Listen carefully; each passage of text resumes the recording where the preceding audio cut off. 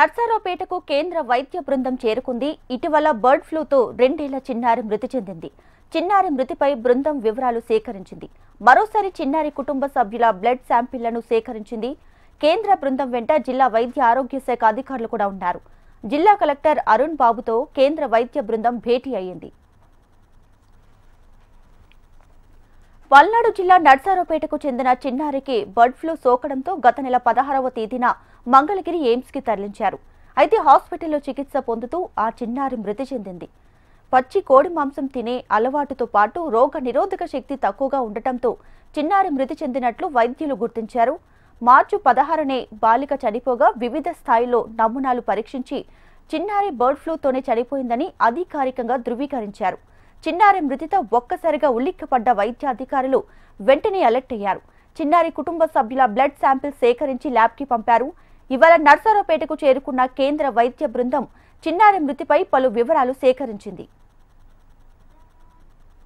మరిన్ని డీటెయిల్స్ మా ప్రతినిధి నరసింహ అందిస్తారు. నరసింహ, దీపిక, పల్నాడు జిల్లాలోనే బర్డ్ ఫ్లూతో చిన్నారి మృతి చెందడంతో ఒక్కసారిగా పల్నాడు జిల్లా వైద్య శాఖ అధికారులు ఉలిక్కిపడ్డారు. అంతేకాకుండా కూడా చిన్నారి బ్లడ్ ఫ్లూట్ తోనే చనిపోయిందని చెప్పేసి కూడా నిర్ధారించడం జరిగింది. మరోవైపు గత నెలలో చిన్నారి బర్డ్ ఫ్లూ సోకినట్టు ఎయిమ్స్ ఆసుపత్రికి తీసుకెళ్లారు. ఎయిమ్స్ లో అన్ని రకాల పరీక్షలు కూడా నిర్వహించారు. ఆ తర్వాత ఎవరైతే ఉన్నారో ఎయిమ్స్ కానీ ఇటు పల్నాడు జిల్లా అధికారులు కానీ పూర్తిగా ఎవరైతే ఉన్నారో ఈ పాప బర్డ్ ఫ్లూతో చిన్నారి మరణించిందని చెప్పేసి అధికారులు ప్రకటించడం జరిగింది. ఆ తర్వాత ఆ బర్డ్ ఫ్లూ సోకినటువంటి ప్రాంతం ఏదైతే ఉందో నర్సారావుపేటలోనే బాలయ్య నగర్ ప్రాంతాన్ని వైద్యులు కూడా పర్యటించారు. అక్కడ నమూనాలు సేకరించారు. చికెన్ షాప్ లో ఉన్నటువంటి స్టాల్ బాయ్స్ కానీ దాంట్లో పనిచేసే వాళ్ళని కానీ దాంతో పాటు చిన్నారి కుటుంబ సభ్యుల నుంచి కానీ నమూనాలు సేకరించారు. బాలికతో అత్యంత సన్నిహితంగా ఉండే 9 మందితో కూడా నమూనాలు సేకరించారు. అంతేకాకుండా సమీపంలో ఉన్నటువంటి చికెన్ దుకాణాలదారుల దగ్గర కూడా నమూనాలు సేకరించారు. ఎవరికి వైరస్ సోకనట్టు నిర్ధారించారు. కాకపోతే ఎవరైతే ఉన్నారో ఈ చిన్నారి జ్యోతి, పెండ్యాల జ్యోతి ఎవరైతే ఉన్నారో ఆ అమ్మాయికి మాత్రమే చిన్నారికి సోకిందని చెప్పేసి, ఆ చిన్నారి కూడా కొంత బలహీనంగా ఉందని, రోగ నిరోధక శక్తి తక్కువగా ఉందని చెప్పేసి, దాంతో పాటు పచ్చి మాంసం కూడా తినేదని చెప్పేసి కూడా అక్కడ ఉన్నటువంటి కుటుంబ సభ్యులు చెబుతారు. కానీ ఒక 2 ఏళ్ల చిన్నారి ఈ పచ్చి మాంసం ఎలా తినిద్ది అనేది కొన్ని అనుమానాలు అయితే ఉన్నాయి. కానీ ఈ నేపథ్యంలోనే ఈ రోజు తాజాగా మనం చూస్తే నర్సారావుపేట ప్రాంతానికి కేంద్ర వైద్య బృందం రావడం జరిగింది. ఈ కేంద్ర వైద్య బృందం ప్రస్తుతం నర్సారావుపేటలోనే పర్యటిస్తున్నారు. పల్నాడు జిల్లా కలెక్టర్ అరుణ్ బాబుతో కూడా భేటీ అయ్యారు. అన్ని వివరాలు కూడా సేకరిస్తున్నారు.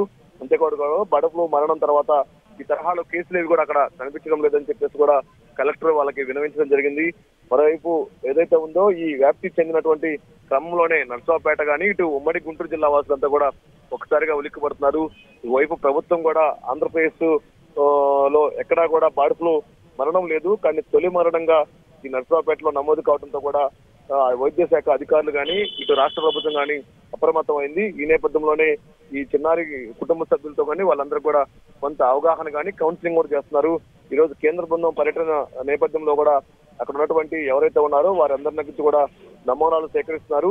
అంతేకాకుండా కూడా ఎక్కడైతే ఈ చిన్నారి నర్సారావుపేటలోనే బాలయ్య నగర్ ఉందో ఆ ప్రాంతంలోనే ఈ వ్యాధి సోకించడంతో కూడా అక్కడ ఉన్నటువంటి బర్డ్ ఫ్లూతో పాటు లెప్టోస్పైరోసిస్ వ్యాధి కూడా ఉన్నట్లు కూడా ఎయిమ్స్ వైద్యులు నిర్ధారించారు. అయితే పరిసర ప్రాంతంలో ఎలుకలు ఎక్కువగా తిరుగుతున్నాయని చెప్పేసి ఆ క్రమంలోనే ఈ లెప్టోస్పైరోసిస్ సోకి ఉండొచ్చు అని చెప్పేసి కూడా వైద్యులు చెప్తున్నారు. ఈ కేంద్ర బృందం అయితే ప్రస్తుతం నర్సారావుపేట ప్రాంతంలో పర్యటిస్తున్నారు. దీంతో పాటు ఈ కేంద్ర బృందంలో ఉన్నటువంటి 3 ఉన్నారు కేంద్రం నుంచి వచ్చిన వాళ్ళు. ఆ తర్వాత ఎయిమ్స్ నుంచి ఒకరు, మొత్తం 4 ప్రస్తుతం అయితే ఇక్కడ వాళ్ళు పర్యటన చేస్తున్నారు. పూర్తి స్థాయిలో కూడా ఇన్ఫర్మేషన్ తీసుకుంటున్నారు. పట్నంలోనే పలు దుకాణాల దగ్గర చికెన్ షాపుల నుంచి తనిఖీ చేశారు. ఆ చికెన్ షాపులను ఎవరైతే ఉన్నాయో పోల్ట్రీ రంగం ఉన్నాయో ఆ పోల్ట్రీ రంగాల గురించి కూడా శాంపిల్స్ సేకరిస్తారు. చిన్నారి మొదటగా చికిత్స అందినటువంటి ప్రైవేట్ ఆసుపత్రికి కూడా వెళ్ళటం జరిగింది. అక్కడ నుంచి కూడా నమూనాలు కానీ అక్కడ వైద్య అధికారులతో కూడా డాక్టర్లతో కూడా సమావేశమయ్యారు.